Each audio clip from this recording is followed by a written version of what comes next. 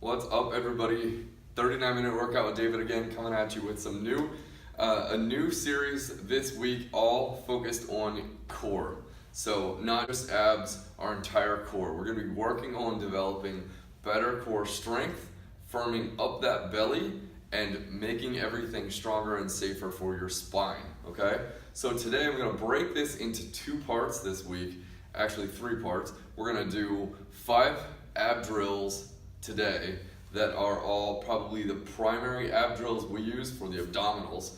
Then tomorrow you're gonna get a mixture of 2 more ab drills plus some oblique drills because we wanna work rotational movement and the sides of us. And then you're gonna get some kettlebell drills that are great for the core, but not your prototypical ab drills. So we're breaking up into 3 parts, and I'm gonna throw 3 ab workouts at you also this week. So great time, good time to get working on making a stronger core. Remember, the strength is made in the gym, but how it looks is made in the kitchen. So half the battle with the core is food, no question, but let's take care of the underlying strength, okay? Now, I have really taken all the ab drills I've ever seen and broken them down to 10 that we strictly use in my program because I have vetted all of the ab drills out there. I think a lot of them are a little bit of a waste of time. Some of them may target the abs a little bit, but also stress the hip flexors and other areas that sort of take away from being a good ab drill. Some of them are okay if done correctly, but I've found over the years that so many people don't do them right that I've eliminated them. So this has taken sort of 8 years for me to put together and find what are the drills that get the biggest benefit and people can do fairly easily, and that's what we've come up with. So today we're gonna be working on 5 drills: the plank, no duh, right? The walking plank, the roll-up, the crunch and press, and the Bosu crunch, which I think is king of all ab drills. Okay, I love the Bosu crunch. It beats the pants off the old crunch drill back in college, in high school that we used to use. So let's start working on our plank first. Plank is such a no-brainer because if we want to have a good, strong, safe core and a protected back for kettlebells, we got to work with a plank. So not a heck of a lot to say about plank here, except I want you on your elbows, I want you on your toes, and I want your butt locked, okay? The cool thing about the abs is when you squeeze your butt, it's basically impossible to have loose abs at the same time. I don't want to waste our time doing 2, 3, 4 minute planks. To me, that is goofy. There's nowhere in the world you'd ever need to engage the abs for that long period of time. I'd rather have your abs get strong. So what I would encourage you to do, once you can get, let's say, at least 45 seconds without cheating, meaning your butt isn't up in the air and it's also not dropped in your belly, those are the 2 no-nos.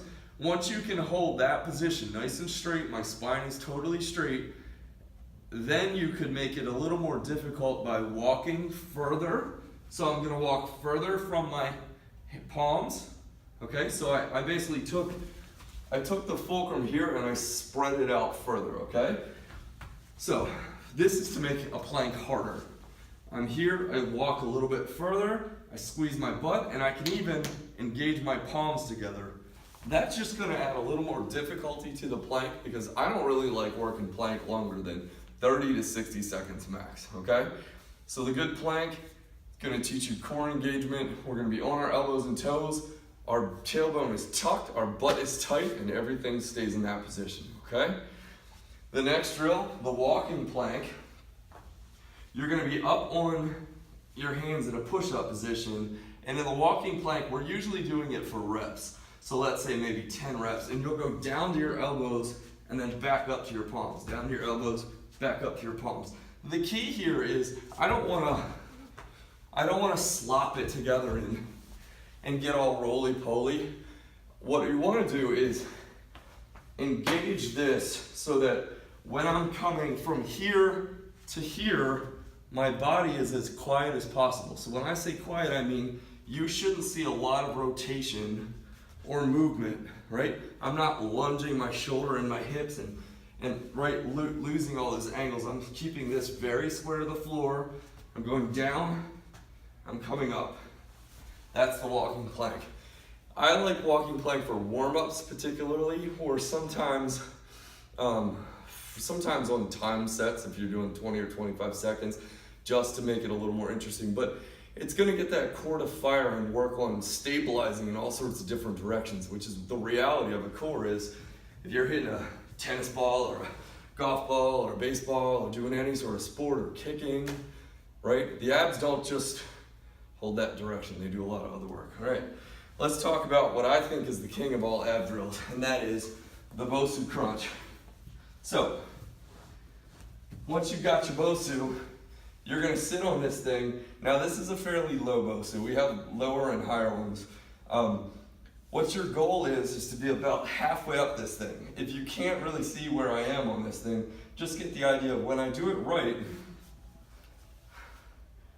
I'm gonna crunch up, and most of my back, other than the small of my back, is off of this thing, okay? I love the Bosu crunch because, and it's one of the biggest reasons you should invest in a Bosu, because it's all abs and you can't cheat using your hip flexors. Being up on this ball, I've seen people do it on round balls too. Being up on this ball, your abs have to engage, but you can't, the old high school sit-up where you prop your feet on or something, you could use your leg muscles, your hip flexors here to actually draw yourself up. That doesn't really do anything to strengthen your abs. My goal for everybody is to be able to comfortably do 10 of these. So my feet are up and flat on the ground, okay? So they're not out here. They're up and they're flat on the ground. My hands are up over my head. Now I don't care if they're right on top of your head or straight up, but I want them up over your head, because when we crunch up and stop here at a 45-degree angle, I don't want to see my fingers.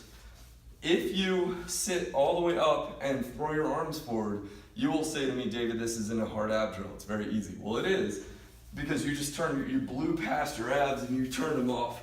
So if I go like this and just sit up, my abs literally aren't doing anything to engage now. I want to go back, up, and stop right there, okay? Hands up and stop right there. Okay, that's your Bosu crunch.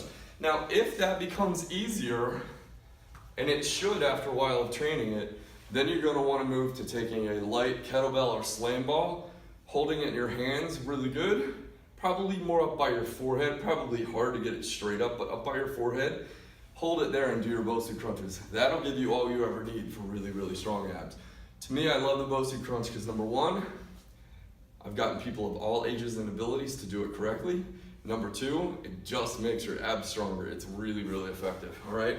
So, the last two drills are with kettlebells. And one of them is called a roll-up and the other one's called a crunch and press. They're very similar, but the crunch and press is going to add a little pressing motion to the same thing, okay? So, roll up.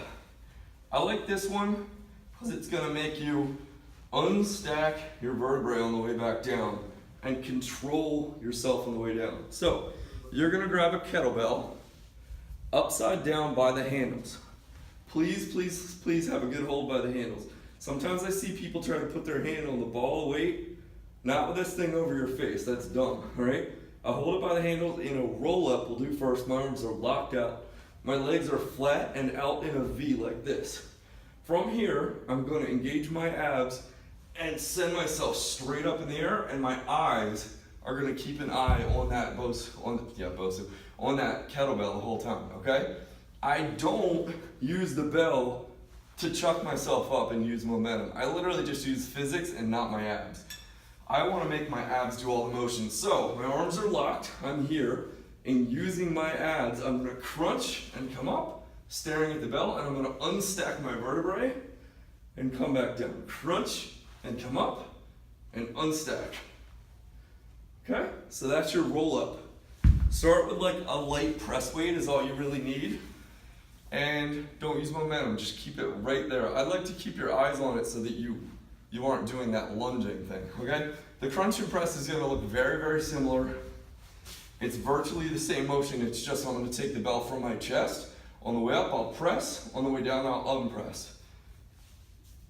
So, let's start on the floor with it resting on my sternum. I'm going to hold it upside down by the handle again. As I come up, I press to the sky.